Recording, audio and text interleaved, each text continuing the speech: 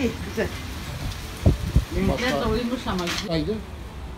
Daha bir tatlı olacaktı yani.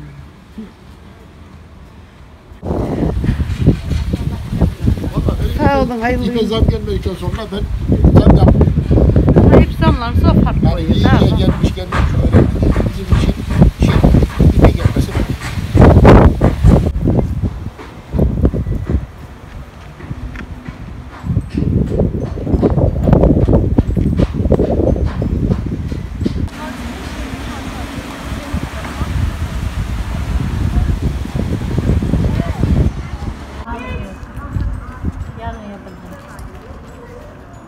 Soğanla haşla ye, öyle de güzel yap.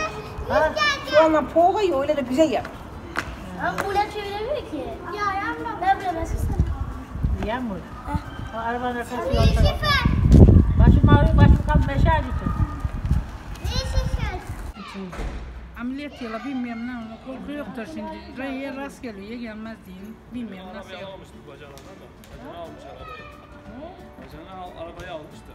O yüzden getiremedi.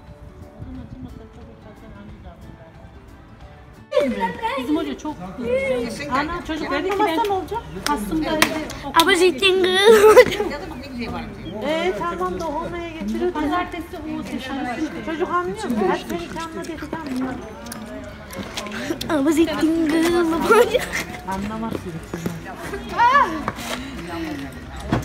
doğru değil. Anlamaz. Ne kadar zekalı olsun anlamayacağım.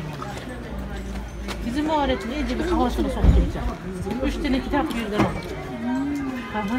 Sadece biz fasikülü okumuyor. Okuma kitabı da ver. Fasikülün yanında 2 tane daha var. Yaparlar. Cin gibi düşünmüş çocuklar. Çocuklar cin gibi yaparlar. Niye yapıyor? Bana ne vermiyor? Ne yapacak saksı ihtiyatları? Şaka yapıyorum. Bir de bir gece ki Allah'ım. Bilmez değil mi? Adam söz veriyor bak.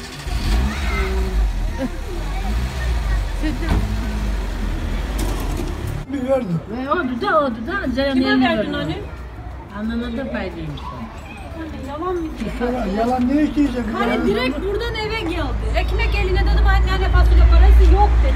Dediler bana ama öyle bir şey karıştı dedi. Şu an Anam telefonu yok.